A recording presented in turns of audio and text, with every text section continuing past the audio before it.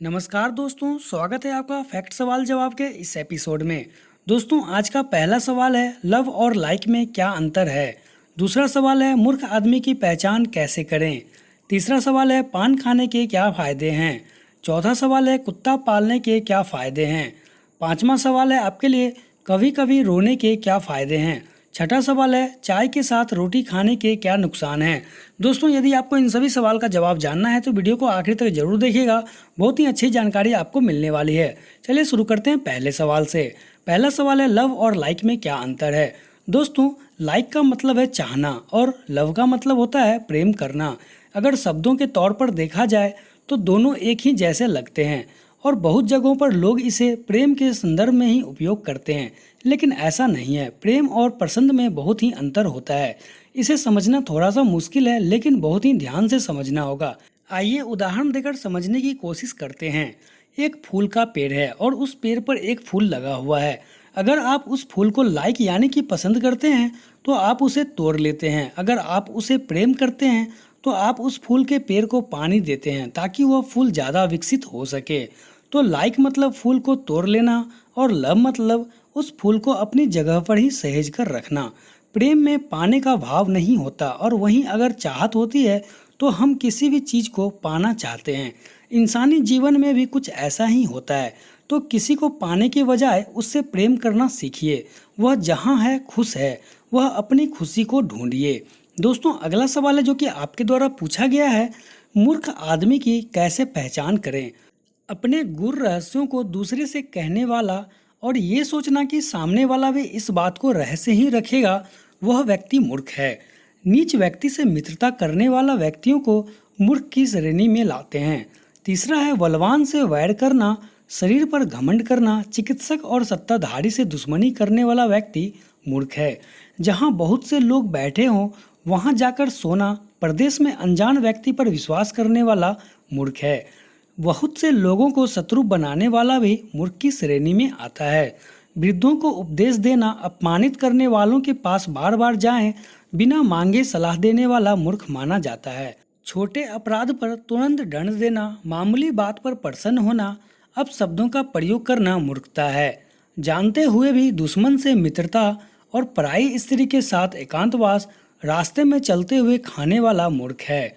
सांसारिक सुखों को सर्वोच्च मानकर ईश्वर को भूल जाना, गर्व से भरकर ईश्वर की सत्ता को चुनौती देने वाला मूर्ख है। अपने शुभ चिंतकों को कटु वचन बोलना और बाहरी लोगों को सम्मान देने वाला व्यक्ति मूर्ख होता है। दोस्तों, ऐसे व्यक्तियों से बच के रहें। अगला आपके द्वारा पूछा जाने वाला सवाल है, पान खाने के क्या फायदे हैं। दोस्तों, हमारे देश में पान खाना एक बहुत ही सामान्य बात है। खाना खाने के बाद पान खाना यहाँ की परंपरा में शामिल है। पान की पत्ती खाने में थोड़ी कसैली होती है, लेकिन इसे खाने वाले इसमें सुपारी, कत्था, चूना और दूसरी कई चीज़ें मिलाकर खाते हैं। आमतौर पर लोग इसे गलत आदत मानते हैं, लेकिन हर चीज़ की तरह इसके भी कुछ फायदे हैं। पान खाने वालों को हमेशा इस बात का ध्यान रखना चाहिए कि पान खाने के बाद कूड़ेदान का ही इस्तेमाल करें, न कि किसी दीवार या सड़क का। पान खाना पाचन क्रिया के लिए फायदेमंद है। यह सैलिवरी ग्लैंड को सक्रिय करके लार बनाने का काम करता है, जो कि खाने को छोटे छोटे टुकड़े में तोड़ने का काम करता है। पान के पत्ते में कई ऐसे तत्व होते हैं जो बैक्टीरिया के प्रभाव को कम करने में सहायक होते हैं। जिन लोगों के मुंह से दुर्गंध आ रही हो, उनके लिए पान का सेवन काफ़ी फायदेमंद होता है।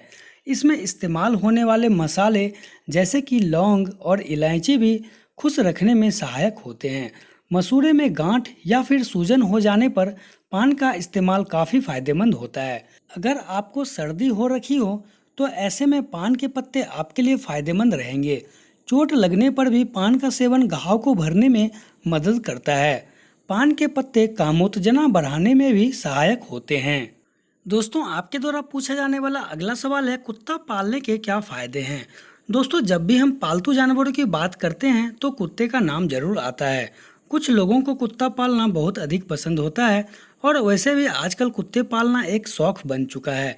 लेकिन आजकल विदेशी कुत्तों को पालने का प्रचलन बढ़ गया है।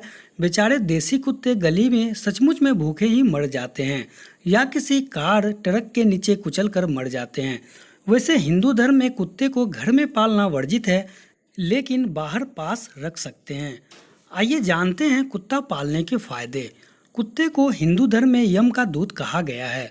कुत्ते को हिंदू देवता भैरव महाराज का सेवक माना जाता है। कुत्ते को भोजन देने से भैरव महाराज प्रसन्न होते हैं और हर तरह के आकस्मिक संकटों से वह भक्त की रक्षा करते हैं। दरअसल कुत्ता एक ऐसा प्राणी है जो भविष्य में होने वाली घटनाओं और जगत की आत्माओं को देखने की क्षमता रखता है। कुत्ता कई मीटर दूर तक की गंध को पता कर सकता है। कुत्तों को हिंदू धर्म में एक रहस्य प्राणी माना गया है। कुत्ता एक वफादार प्राणी होता है जो हर तरह के खतरों को भांप लेता है। प्राचीन और मध्यकालीन से पहले लोग कुत्ता अपने साथ इसलिए रखते थे ताकि वे जंगली जानवरों, लुटेरों, भूत आदि से बच सकें। बंजारा जाति और आदिवासी लोग कुत्ते को पालते थे ताकि वो हर तरह के खतरे से पहले ही सतर्क हो जाएं। दोस्तों, आपके द्वारा पूछा जाने वाला अगला सवाल है, चाय के साथ रोटी खाने के क्या नुकसान हैं? दोस्तों, कभी कभी हम घर में सब्जी नहीं होने पर चाय के साथ रोटी खा लेते हैं। खाने में यह बहुत ही स्वादिष्ट लगती है, लेकिन क्या आपको पता है कि यह आपकी सेहत के लिए बेहद नुकसानदायक हो सकता है। विशेषज्ञों के अनुसार इस भोजन से आपको पूरा पोषण नहीं मिलता। चाय और रोटी के नाश्ते से आपको ना तो आवश्यक प्रोटीन मिलता है और ना ही कार्बोहाइड्रेट की पर्याप्त मात्रा मिल पाती है। कैल्शियम और आयरन की कमी रहती है। कैफीन का सुबह सुबह सेवन करना भी स्वास्थ्य के लिए हानिकारक होता है।